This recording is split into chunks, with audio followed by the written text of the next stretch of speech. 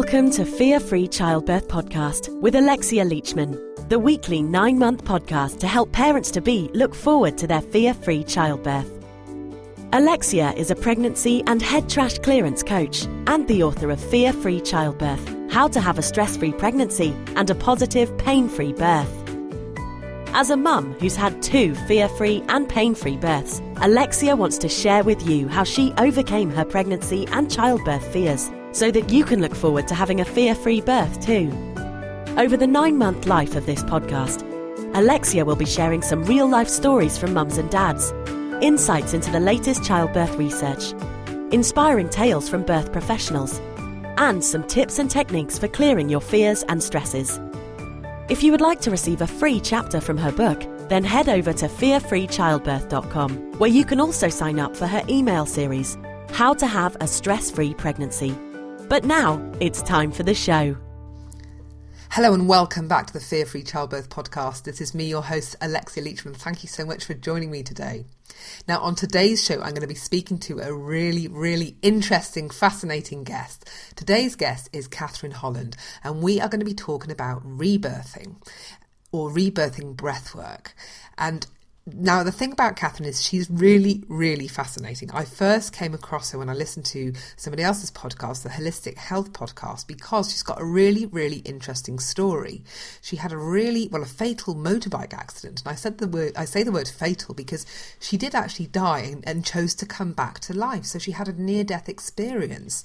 And when I heard her story on this podcast, I was like, damn, I've got to get this woman on my podcast. So I got in touch with her, and I was really lucky that she said yes, and we put out an interview on my Head Trash Show podcast speaking all about the near-death experience, but more importantly how she helps people clearing trauma and her interesting work. But a really interesting part of her work is the rebirthing aspect and this breathing technique, otherwise known as conscious connected breathing. And so that is what I want to talk about today on the show with Catherine. And the reason why this is relevant for childbirth and pregnancy is that when you experience a rebirthing session, you actually get to relive your own birth. Now, so if you had a traumatic birth experience, then you're able to relive that, but most importantly, heal it. And the thing is, if you go into your own childbirth experience, if you're pregnant and you are facing labour and childbirth, and you've had a traumatic birth experience, then that is going to impact your future, any future childbirths that you may have. So it's in your interest to try and heal a traumatic birth, if that's what you had, before you go into giving birth yourself. Now, the problem with our own birth experience is we just don't remember them. They are buried so deep within our subconscious that it's not the kind of thing that you remember. So in order to try and bring that back to the fore and remember it, then this is where rebirthing comes in. The technique enables you to relive your birthing experience and remember it, and then that enables you to heal it. And so this is why it's really interesting to hear what Catherine's got to say, because you realise that actually what we know, what lives within us, when you remember your birth, there's so much else that you start to remember, and you realise how much of an impact your birth experience has on your whole life, has on your mindset and the way that you deal with stuff, the way that you look at the world.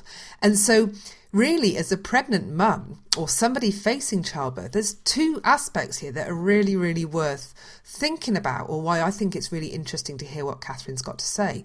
The first is to do with the traumatic birth piece. And so if you have had a traumatic birth, or you are fearful of childbirth, then maybe it's down to your own traumatic birth experience. But also, when you hear what she's got to say about the impact of a traumatic birth on the baby, and therefore the mindset of who that baby is going to become, the person they will become into adulthood, and you realise that how the birth experience impacts somebody, then you will it kind of motivates you to want to create a really positive birth experience for your baby, because this birth experience is really quite crucial in setting the emotional blueprint for the life of your baby. And so, what I don't want to do with this interview is lay on more guilt. Not only have you got to cut out all the food and all the rest of it and stay healthy and all this stuff, now you've got to try and, create this positive birth experience. But I think if more women realised how important that birth experience was, then it would, then more women would maybe try and create that for themselves. Because let's face it, a positive birth experience isn't only brilliant for baby, but it's brilliant for you too, because you will then also be in a much better position to avoid things like postnatal depression and all the other nasties that come from a traumatic birth experience. So without any further wittering on from me, in a minute, I'm just going to hand over to the time that I spoke to Catherine. But before I do, I've got a tiny little apology to make. And it's this. When I was recording the interview with Catherine, Muppet here completely forgot to check my mic settings. And so the mic that is used from my side during this interview is my really rubbish desktop mic, not my sexy podcasting mic. So when you hear me speaking during this interview, I will not be sounding as clear as I do right now. And I'm really sorry about that. And I will never let it happen again. Honest, cross my heart. But I couldn't bear not including this interview in the podcast because it's so damn interesting. So I hope you'll forgive me and just focus on what Catherine's got to say, because she's the one saying all the interesting stuff. I'm just coming up with questions as they come to me. So without further ado, here is when I spoke to Catherine Holland, all about rebirthing breathwork. I hope you enjoy it. Well, welcome, Catherine, to the Fear-Free Childbirth podcast. Thank you so much for joining me. Now, today we're going to talk about rebirthing, but before we dive into rebirthing, would you mind just sort of sharing with us how you came to do what you do today? Yes, thank you, Alexia. I came to breathwork because I realised I went to university to study psychology because I was really interested in people and how they work. And I realised while I was there that there was a real gap, a real mismatch between the areas of study. So we have the medical profession studying either what goes on in our head or what's going wrong in our body. And there doesn't seem to be any link. I jokingly say they don't realise we have necks. And so when I finished university and I actually had a baby very quickly, I realised that I needed some help and support myself for various reasons. And I came upon a technique, which was a breathing technique called Rebirthing Breathwork. Its proper name is conscious connected breathing. And for me, the real aha was that the breath connects the brain and the body. It links physically, metaphorically and spiritually. And the word inspiration means to breathe in, and it also means to have a fabulous idea. And I don't think there is any accident in the language there. So that was where I started, from curiosity. And I was quite young, I was still in my teens. So that was a real part of my curious journey. And having a baby, I read a book called Nature Birth by Dania Brooke, which at that time was quite an outrageous book in a way, because the attention hadn't turned to positive childbirth in the way that it has now. It was still, water births was still unusual. So that's how I began, and it was a real journey for me personally, because I was afraid of living alone. And I didn't realise that. I didn't realise that's why I needed it. I was doing it because I was having problems in my relationship. And I was afraid to confront them because one of the aspects would be that I would have to be prepared to leave the relationship. And I was too frightened to do that. Yeah, so that was where I began. It was a curiosity and a desperation because I really wanted to be an independent adult. So just let the listeners know how would you describe what rebirthing is, rebirthing breathwork? What is it? Well, it's a breathing technique. It's a circular breathing technique, which means that you breathe in and then you breathe out without a pause. Until you examine your breathing, you don't realise that isn't what you're doing anyway. Most people think they're breathing all the time. But in fact, we're not. Yes, we only actually breathe about 50% of the time. Really? I'm talking about Westerners now. Okay. Because we're not relaxed creatures, which we're going to come on to later in the conversation, we tend to hold our breath on the in-breath, which is a state of tension and stress, which I can explain the physiology of to you in a while. But so it's teaching and making us aware of connecting our breath. You do it with a rebirther present. You do it with somebody present, because to revisit the feelings of connecting our breath through every thought and feeling that we have is quite stressful. Okay. If we learned to breathe in a way that was unhealthy, there were reasons for it. And those reasons are what maintain us breathing unhealthily until we learn and heal what those things are.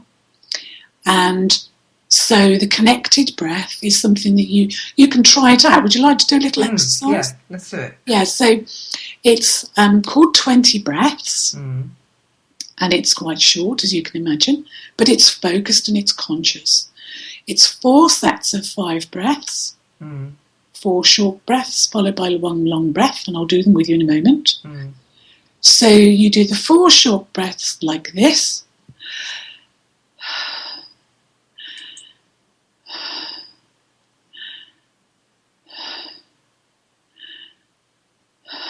And then you do 1 long breath. And then you do them all again. Okay. Join me if you like. Yeah. That's the 4 short. 1 long. Okay.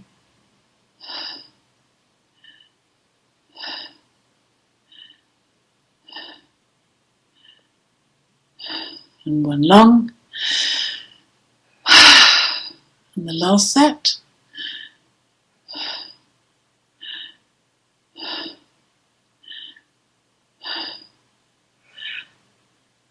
And 1 long. And that's the last one. Now, if you are consistently shallow breathing or holding your breath because you're under stress, you will feel quite dizzy after doing that. Right, okay. And what that's showing you is how much carbon dioxide is present in your brain. Okay. You're supposed to breathe it out in each breath, but if you don't, it builds up. Eventually resulting in a yawn. Right. So Okay. you can notice if the room is stuffy, if you're in a boring meeting, if you're tired. All of those things mean that there is a certain lack of oxygen and a build-up of CO2 in the body. So in fact, often when people do their first session of breath work, they yawn a lot because their body is sensing a balance of CO2 and oxygen which they feel needs to be redressed. Right. So they keep yawning. Oh. Part of this, of course, is spiritual. Well, that's because I notice that whenever I do sessions with people, that there's a lot of yawning as the release. You know, once you've released some of that negative energy, once you've cleared something, that there's a huge yawn. And certainly when I'm working on myself, I know that I've cleared it because of the yawn. Yes, and that's showing how your brain actually is making new synapses when you are processing material. Right, okay, so that's what's going on. Yeah, we often call it integration. Right, but okay. There is a chemical process happening while you are changing your breath or your perspective or your conclusions about things that have happened to you. There is a biological, on both levels, process happening. Right. And our minds are the most extraordinary, plastic organs in the sense of being able to change plasticity. Yeah.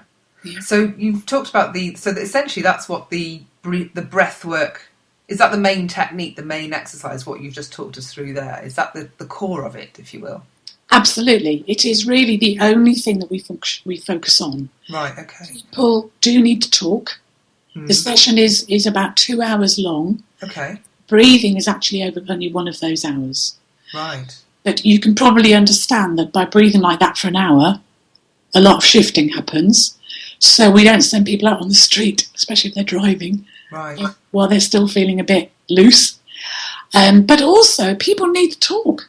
They need to express what they've experienced. They need to express what they remember of what happened to them in the past and what they hope they're going to be able to change into. So that's why there's an hour around it. You don't need it. You can just use the breath. So just because, I'm sure there's some people listening thinking, hang on a minute, why would I need to talk about stuff when I've just been breathing for an hour? So could you just dive into that a little bit and just explain why, once you've done this kind of breath work, why you might need that kind of processing time or that talking time? What's going on? Okay, well, we as humans, we need a context for things, and we need somebody supporting us, especially if we're exploring a new area that's strange to us. People come usually because there is an issue of some sort. Okay. Sometimes it's a historic issue. Sometimes it's a misplacement. They personally feel they don't belong, or they've had depression or some health issue which they realise is connected with their breath. Interestingly, the thing that came up for me completely unknowingly was asthma. Right. I'd had asthma since I was a young person, since I was a child, and I had no idea that it would be healed by the breath work. And it was completely healed by learning to breathe properly. And I can tell the whole story about that. I think it's covered in my book. But it was a novelty. It was astonishing. It was an extraordinary experience physically. And then, of course, psychologically, to be able to go out into my life and cycle on cold days up hills, which I'd never, ever been able to do, was a huge change in my life. It was, somebody said to me, if you pay me X £100, because it's, you pay for your sessions, if you pay me this money, your asthma will go. I would have thought, nah. And if they could guarantee it, you'd be paying thousands. And it was a side effect. Yeah, amazing. So amazing things happen. And we can't predict those. So the other reason people need to talk is because every session is completely bespoke. Neither the rebirthee nor the rebirther knows what's going to happen. It's dictated by the memories in your body and in your mind, which come together when you breathe through every physical experience that you feel. So the memories in your body are represented by physical experiences, which can be quite challenging. It can be quite painful, but it can be a huge reminder of a situation that you really would rather not be in. It can be wonderfully joyful and ecstatic. It can be hilarious, because sometimes in your experience and you're continuing to connect your breath, you have a whole chain of thoughts, pictures, images, little videos that run through your mind, going through your life, showing you the points at which you made decisions that all have a connection of some sort. And that can bring you up into the present day, and you just have to laugh because you think, oh my goodness, that's how it's worked. That's what I've been moving towards. And it's so joyful. When I had that breath release that enabled me to breathe properly after being asthmatic for all those years, I smiled for about 3 days. I felt as though my chest had grown by 50%, which it had, because the muscles had let go. Yeah. All that tension. It's extraordinary. So this is why people need to talk. They need to find a conscious context for what's happened to them or what they're hoping to achieve. So you talk beforehand, if people want to, about where they are, what's troubling them, or what their curiosity is. Sometimes people just come because they're curious, but it's rare. Usually they have an issue. And because they want to heal. They want to heal from the birth perspective, because this is where it all starts. They want to heal their own birth. They want to heal cultural ideas about birth.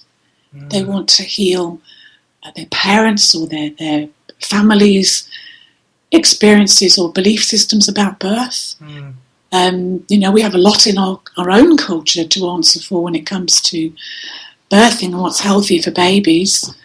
So let's just get back into the birthing, because you talk about wanting to heal our own birth. So can you just explain how, or the link, this breath work that we're doing that can heal past stresses or past traumas or past, our lives. Can you just sort of link us back to that birth and how this rebirth, why is it called rebirthing, and what's the link with our own birth? I mean, can you just explain a bit of that? Because these are all these kind of questions that are just coming up for me now, hearing what you just said. Well, it's fascinating. Okay, rebirthing is a nickname. It's called rebirthing because 80% of people remember their birth. 80% remember their birth? 80% of people who do rebirthing remember their own birth. Wow. As a time of stress and growth and learning. It's a nickname. Conscious Connected Breathing is its proper title. Rebirthing is what it's been called for a long time. There are now, interestingly, a whole branching out of different types of breath work, which has happened within the last 10 years. But because I've been doing this for 25 years, I came in at the beginning of it and I've watched everything growing, which is interesting. But my reason for really preferring rebirthing as a style and as a modality is because working with the subconscious is what I deliberately do. And that's something that's quite threatening for lots of people. So, for example, I once did an experiment and I asked people about, do you remember your birth? Or would you like to remember your birth? And almost without exception, they said, oh no, we don't want to remember it. Ugh, wouldn't like to do that. And that really casts the part that we give birth in our culture. Because my own experience of giving birth, and thank goodness my mother was fairly relaxed about it, is that it's an extremely joyful and fantastically empowering process. I've had 3 children. I have never taken any drug while I'm in labour, that was what I chose. My first birth was not brilliant because my husband was too afraid to have a baby at home, which is what I wanted, even though I was very young. I'd read all these inspiring books. And I ended up with people doing things and telling me to do things which didn't help my birth process. And so that was much more difficult than it would have been had I been brave and stayed at home. And I had the other 2 at home. But my experience of birth is that my body is fit and well prepared. I ate well, I was conscientious, and I was nervous, but looking forward to it. And once I was in it, it was just a huge experience, which I travelled along with. I kept going with it. I breathed and carried on with it. Even though I hadn't done breathwork at that point, I was respectful and trusting of my body in a way. I'm really grateful for this. So that when I had my babies, I was just in a state of joy and ecstasy, which is how it should be. That's how we're supposed to be. Absolutely. Now, let me explain the last part of your question, or answer the last part, which is, when a baby is born in our culture, unfortunately, due to Louis XIV wanting to watch his mistress give birth and making her lie down, we give birth in what is the second worst possible position biologically for giving birth. The first worst would be standing on your head. It's suggested that so far. But lying on your back, you are stopping the blood supply from reaching your womb. Right. You are lying on the aorta, which is the main blood vessel. And of course, the womb is quite big and heavy by then. And because it's contracting, the blood, it pools in your legs, and you are not in the energetic position that you need to be in charge of the process. And so, of course, there are all sorts of interventions that happen. But the second part, apart from disempowering the woman and putting her in danger, because that's why we have these problems with bleeding after birth, it's because we're lying on the aorta. If we give birth in a more upright position, that never happens, as does problems with breech births. Breech birth isn't a problem unless you're lying down. It's fine if you're upright. But then what happens to the baby? In our fear, and I'm talking about the birth attendants now, of everything not going smoothly and of not understanding the link between, for example, making mother lie down and the possibility of bleeding, that doesn't seem to have been understood properly. Because of our misunderstanding about the processes, we don't trust the baby to learn to breathe or the placenta to come out correctly. And so we cut the cord before the baby's breathing. Now, since that's the baby's total oxygen supply at that point, what we're doing to the baby by cutting the cord is the same as putting a pillow over its face. Oh my goodness. So the baby learns to breathe, that first, what we call cry, and people are relieved when they hear it. It's actually the baby going, okay? Now, when you do that, that's not a relaxed and pleasant sound, is it? No. That's the baby breathing in after its oxygen supply has been cut. It's breathing in for the first time into delicate new tissue that's never been used before.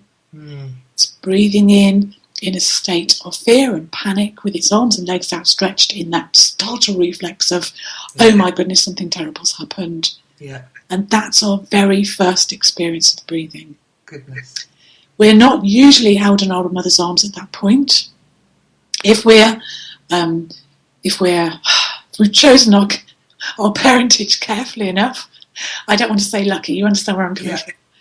If we are in the position where our mothers have, for example, given birth in water, and she is being attended by people who have learned from the births they've attended before, she is very much less likely to have those things happen. She's more likely to be upright. Yeah. The mother's body is supported, so her blood supply is not compromised. So she's very unlikely to bleed after giving birth. We're talking on a birth podcast here, so I can say things like, for example, when I gave birth, I lost less than a tablespoon of blood. Wow. And that was the total. I didn't bleed after that either. So that was far less than I'd bled during my periods then. Yeah. So it just shows that if the body is working well and we're healthy, then everything works like clockwork. So when should we, just on the cord thing, at what point, is that when they say, you shouldn't cut the cord for about 15 minutes? Is that still okay at that point to cut the cord? Or it depends on whether the baby's breathing. Right. Yeah, when the cord stops pulsating. Okay, so that's what they mean by the cord not pulsating. Then you know. That's right. Then the baby's receiving oxygen through its own efforts. And that might be after 1 minute. Some babies come out taking a breath, trying to expand their lungs as they come out of their mother. Jolly difficult to expand them while your chest is still being squeezed. But this is why vaginal birth is such an advantage, because the baby's lungs have had all of the, what's it called? It's not vernix, it's on the outside. The fluid that's present in the lungs. Amniotic fluid. Inside, yeah. Not amniotic fluid. There's a special coating inside the lungs when the baby's still in utero. Okay. And part of what happens when you're expelled from the mother's womb vaginally is that your chest is compressed and the excess fluid is exhaled. Expressed out of the baby's mouth, so that when it takes its breath, the lungs are perfectly ready. Right. So that's not like that in a caesarean then? Is that what you're saying? No, that's right. Caesarean babies have much more trouble breathing. So basically, when the baby is born vaginally, then they're able to kind of prime their lungs ready for breath. And then as long as you leave the cord uncut until it stops pulsating, the baby will start breathing in the most optimum fashion to prevent any sort of immediate stress response in the baby. Yes, and the baby is expected to be held by its mother during that process. There are all sorts of things happening there. And of course, if the mother isn't able to hold the baby, then the father can hold the baby. Or, there are ways around lots of these parts. Yeah. It doesn't have to be perfect for the baby to feel safe. You just Okay. have to be really mindful of the experience that it's going through. But there's just been a study done on the cord, interestingly. If you delay cutting the cord or clamping the cord for 1 minute, the baby gets 50% more iron at 6 months. Wow. So it just shows how important that cord blood is. Because what's happening as the placenta is being squeezed, and once it's parted from the wall in the uterus and it's coming, then that blood gets sent to the baby. Now, I've recently heard about Lotus Births, where you don't cut the cord at all, you just let the placenta and the cord just detach naturally. Have you heard about that? Well, that's mostly what happens. Our experience is only of birth in the Western world. Of course, that's mostly what happens.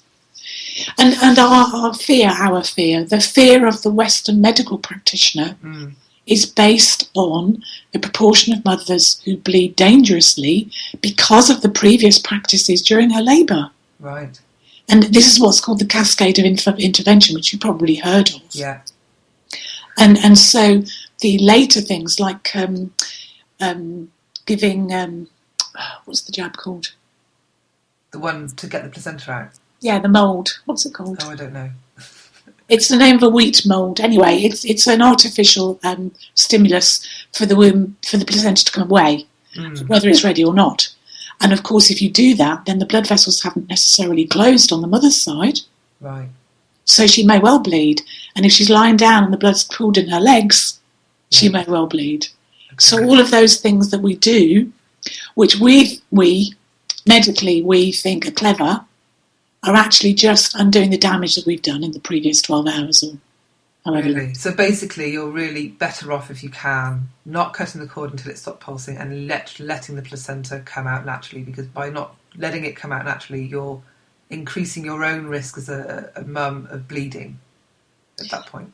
Yes. Okay. Bear in mind that the mother also needs to have found her own position to give birth in, if that's going to be the case. Yeah. You know, we have to make sure that we don't advise people to do things that don't fit within the procedure that they've already signed up for. And this is why more women have been choosing to choose their own birth environment and their own attendants. Because if you have a doula or if you have a partner who you've made these agreements with beforehand, then they can help you at the time when you perhaps are concentrating very hard to do it the way you feel is best for your health. I mean, I'm reminded of Grantley Dick Reed, which is one of the very first books that I read. It was a long time ago now. It wasn't Birth Without Violence. Was it Birth Without Violence? Anyway, he was one of the first protagonists for a mother giving birth under her own power. And it's because as a junior doctor, he was sent to attend a woman who'd given birth many times. She was a very experienced mother. And as a junior doctor, he was all there with his pain-relieving things and his things that he was given, the gadgets that he wanted to use. And she said to him, while she was well in labour and he was offering her things, she said, "Excuse me, dear, would you mind coming back later? I'm busy right now." Brilliant. And that's what it is. It's busy. Yeah. Labour is hard work. Yeah. That's what it is. And that's fine, because we're built for it. Yeah. Yeah. Just need to be left to get on with it. Yeah, we need to be supported in an environment where we feel utterly safe. Yeah. And then we can just go with it. And it's a fantastic experience. So I'd love to talk a little bit more about the whole birth experience piece and how, you know, this, like the rebirthing work that you talked about and how that takes us back to our own birth. And just to sort of understand a little bit more about if the birth, you know, you just talked about maybe what the ideal birth is for baby, but what if it doesn't go that way, what kind of impact does that have on us? You know, these people that are kind of reliving, maybe getting rid of this stuff out of their system when they're adults.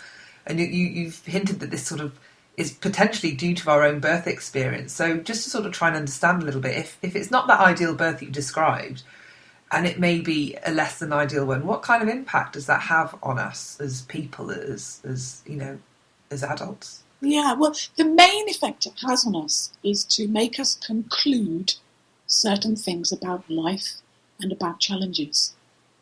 So whenever we're faced with something new or a change, we react in a stressed way when actually we could react differently. So what we've been taught by our experience of birth is that changes are frightening, changes are not good, changes bring loneliness or pain or suffering of some sort. We conclude all sorts of things as tiny feeling creatures. With this being our first experience of the outside world, it is a very long, indelible experience. Right. And because our only language at that time is feeling, because we don't have spoken language at that point, that feeling language is very, very heightened. And our conclusions that we draw are much in the way of a sort of reflex. We watch it in animals. We see it in young animals. If you treat them a certain way when they're very young, they are then very nervous adults. Mm. And exactly the same thing happens to us. We're animals first. Mm. But we're intelligent animals. And if we choose and if we take it upon ourselves to heal it, and if we find somebody who can support us, we're capable of regrowing, we're capable of reconnecting, we're capable of relearning. So basically that first experience, that, those moments, those first moments we have when we come into the world almost become our emotional blueprint, the way that we will operate going forward, because that's how we think we need to, because that's what we've been presented with once we've arrived. Yes. So we kind of think, okay, this is how it is. Yes. This is how I need to be, because this is the kind of world I've come into. Yes, I don't know if you know Michel Odon's work, but he's actually, one of his later books that he wrote was about how our barometer is set for normality at the time we're born. Yeah. So depending on what the essential features are in our parents' lives and in our family and in our own health at the point at which we're born, that's our meter, our barometer for normality.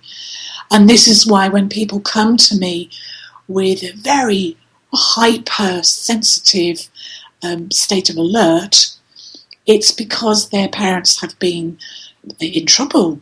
They've been arguing, fighting, whatever has been happening while that baby's been growing and after it's born.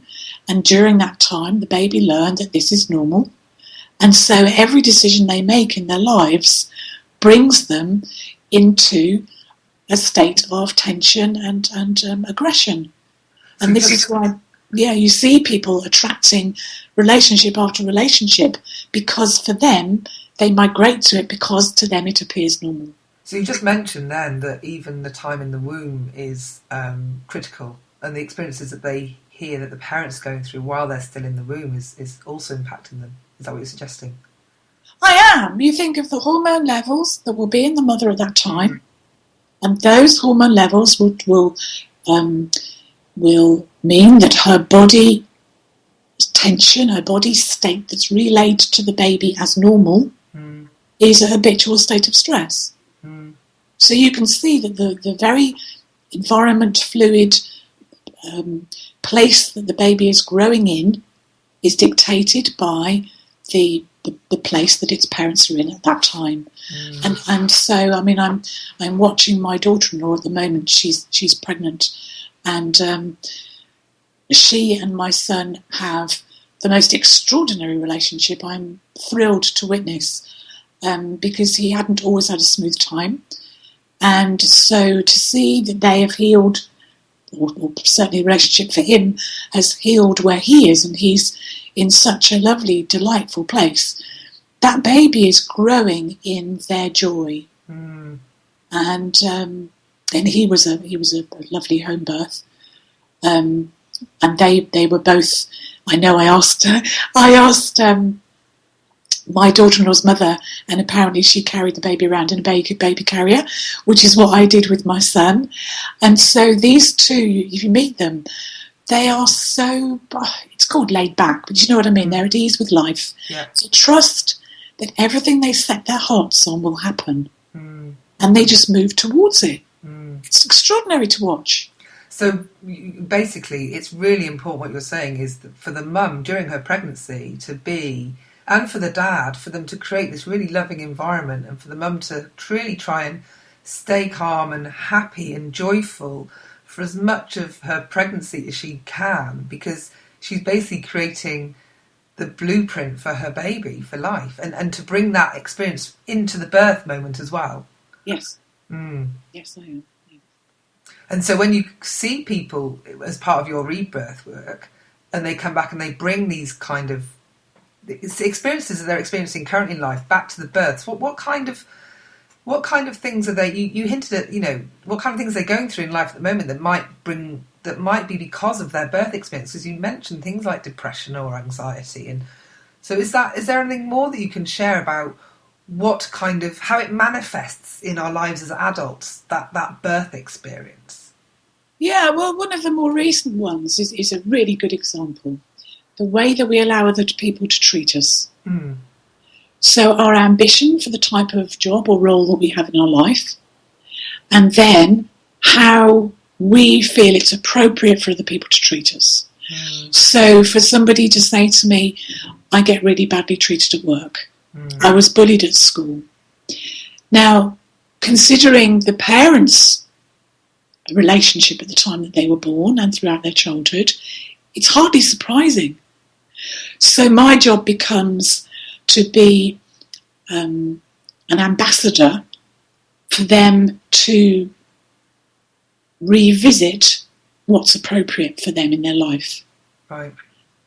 If they choose to go through a series of rebirthing sessions, the chances are that at some point they will remember their birth. I did. Mm.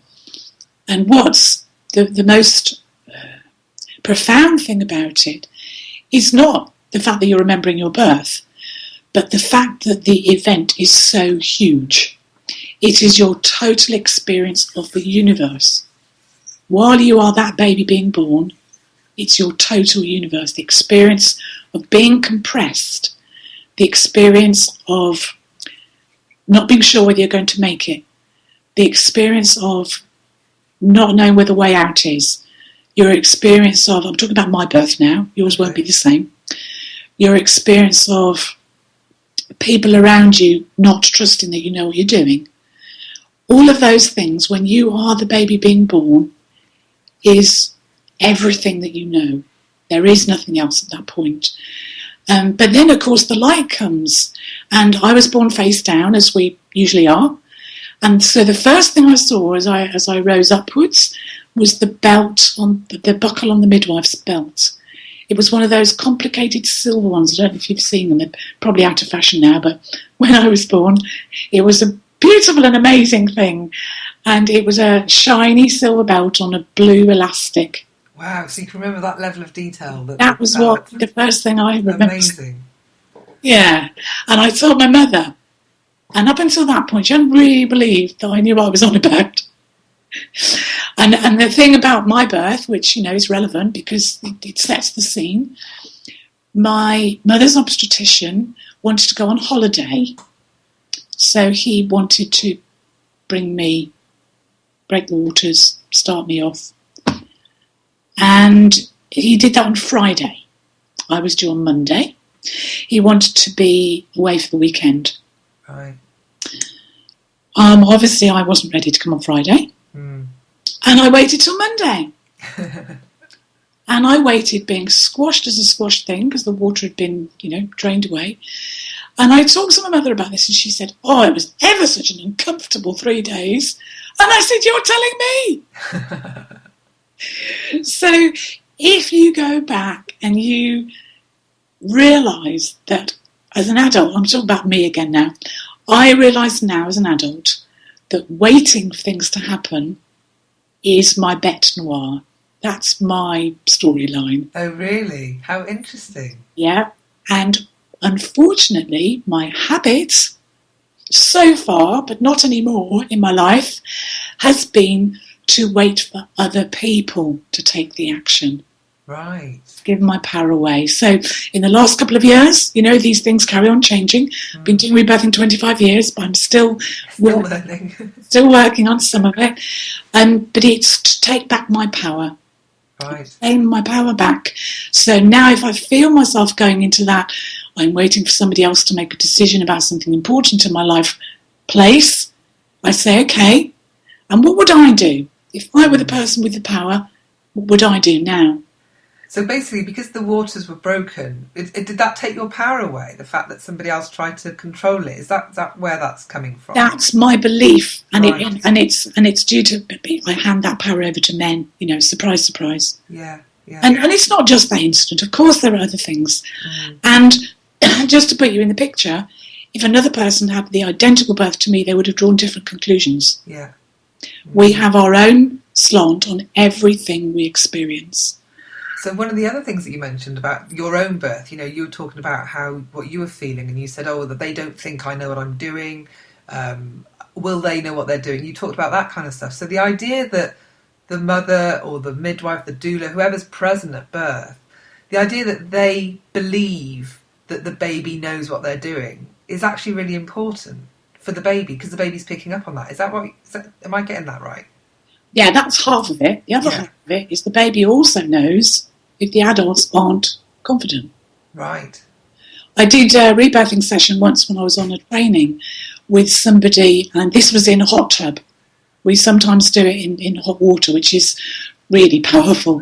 It's great fun too. But it makes it easier to remember it, of course, because you're in hot water. And the first expression of the person I was rebirthing was, "Can you handle this?" Yeah. So he'd come too soon, the midwife wasn't ready, the mother wasn't ready, somebody tried to push the baby back in. Oh my goodness. Crazy. That's what they used to do. So of course the baby comes out thinking people around it don't know what they're doing. So really, I mean, what I'm hearing from what you just shared is that the baby's really quite, cognitively aware, in terms of there's some really sort of meaty thoughts going on. There's some real awareness, emotional awareness, can really sense the situation that's happening around it when it's, I say it, he or she, when she's born. That we maybe underestimate what babies are capable of at that point. Yes, we're talking about the feelings now. We're talking about their experience, not necessarily their cognitive thought. Okay. That's slightly different. But their conclusions are based on their emotional experience. And they've been doing that for nearly a year. Yeah, absolutely. I mean, when my mother, when I was first pregnant, my mother said she thought that the baby up to about 5 months was a lump of jelly. Goodness. We know now the baby is, even the awareness from spiritual work that you do, practical work that I did during rebirthing training, showed that there are parts of us that have awareness from the very, very beginning. And they're not the same as the thinking that you and I can do now. Of course they're not. No. But they're more important because they're fundamental, they're deeper, they're our belief systems, which are far more important than I thought we have. Now, the one thing that I'm curious about is that I know that when I did a lot of work on myself in my first pregnancy, because when I was pregnant for the first time, I was completely terrified of giving birth. Right. And so I spent the whole of my first pregnancy clearing my own pregnancy head trash, childbirth head trash, which is what I call it. Yeah. And the big surprise for me was when I discovered that I had a traumatic birth myself. And when I healed that in myself, it was phenomenal, the release that I experienced when I healed my own traumatic birth. Even though I have no memory of it whatsoever, it was all an emotional memory that I was healing. Yes. It really surprised me. And I'm just wondering whether there's a link between, people that have had traumatic births and those that are really terrified. Was that just me, or is that a pattern? That's absolutely a pattern. It's so much a pattern that we can predict the type of birth that we will give from the birth that we had, even if we have no conscious memory of it. We can also see from all of the media expression of birthing that those people who've had problematic births need to express it. Right. So, or any birth that's unadventurous and uneventful doesn't get promoted. Because those people who are expressing birth in their storytelling or in their filmmaking or whatever they're doing are those who need to heal it.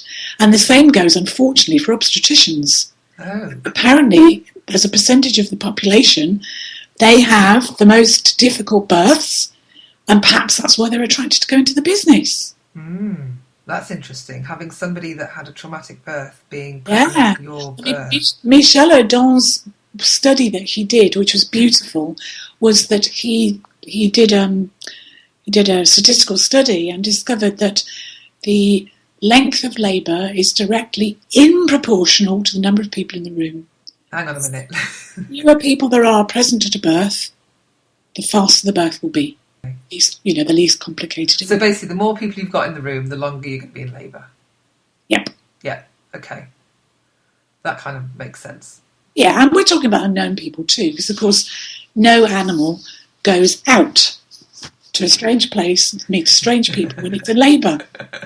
No animal does it, not even a human animal. When you say it like that, it seems such a crazy idea to go to hospital and have all these strangers in the same room as you to give birth. Yeah, you're giving birth. It's nuts. Yeah, when I before I was pregnant the third time, I decided to do my homework, and I'd moved areas. So I trudged around, or with my 2 children, trudged around all of the surgeries in the area. I phoned most of them, and I asked the question: "Are you happy and comfortable doing home births?" And the answer was no. And I finally found one where, when I asked the question, the receptionist handed me to a GP, which I nearly fell off my chair. And he said, "Tell me, why would you like to have a home birth?" And I said, "I don't want to go anywhere to have my baby." He said, "That's a fine reason." And he was within 2 years of retirement, so he was used to home births. It didn't freak him out. Well, that was fortunate, because he ended up being the person who was there the soonest after I'd had my baby on my own. Goodness. Because the midwife was too far away. I had an hour and a half from when I woke. Took me an hour to wake my husband. Took me half an hour to have the baby. Wow. And the doctor turned up and said, "Oh no, I've got to wash my hands." So yeah, I'm really glad I had that baby at home. Yeah. Otherwise I would have had it, on the way somewhere. Yeah. Wow, this has been, I'm just looking at the time. We've been chatting for ages, Catherine. It's been absolutely fascinating, and I'm just conscious you've got another chat coming up soon that you've got to schedule in, so we can't keep talking, unfortunately. There's so much more I'd love to ask you, but before we go, is there anything else that you think, a mum that's pregnant right now, is there anything else that you think would be really important for her to know going into her into her childbirth experience? Yes, and I really wish I'd listened to my own advice, and that is, go with the people who you trust and ask them. Because when we're pregnant, we tend to be very diffident. And I really wish that I'd asked for the midwife who I felt comfortable with, and afterwards I found that she would have come. Right. So I'd been told she was on holiday. She was expecting me to phone her even when she was on holiday. And I was so disappointed I didn't do. So basically to have people around at your birth that you trust. Yeah, she'd been with me through my whole pregnancy. She'd come to my home because it was a planned home birth. And then at the last minute, I didn't think I could phone her because I thought she was on holiday. Yeah, okay. Yeah. Okay. Well, thank you so much, Catherine, for sharing what you have today. It's just been absolutely fascinating. It's a pleasure, Alexia. Thank you. The rebirthing work, it sounds like if anybody does have any fears around childbirth, then maybe getting a rebirthing session sounds like that could be quite helpful for them to prepare for their own fear-free childbirth, as well as releasing a load of other stuff, I would imagine, that would come out in that process. Yes. So where can people find you? If someone's listened to this today and said, "Oh my God, I need some of this," where can they find you, Catherine, online? Well, my website is catherineholland.co.uk. Okay. And that covers a multitude of things I do. But maybe the place to begin might be with the book Rebirthing Breathwork, Creating an Independent Adult. Okay. Which is available on my website in PDF format or on Kindle. Lovely. Well, I'll have links to all that on the podcast show notes on the fearfreechildbirth.com website anyway. So if anybody is struggling, can't remember it, then you know that you can find it on the fearfreechildbirth.com website as well. So that's been wonderful. Thank you so much for joining me today. I'm really, really appreciative of sharing your insights, your stories, and inspiration. The word inspiration, I never realised that the word inspiration comes from where it does. That is such an aha moment for me. That's brilliant. Thank you for sharing that as well. Excellent. Thank you. Bye-bye. Bye.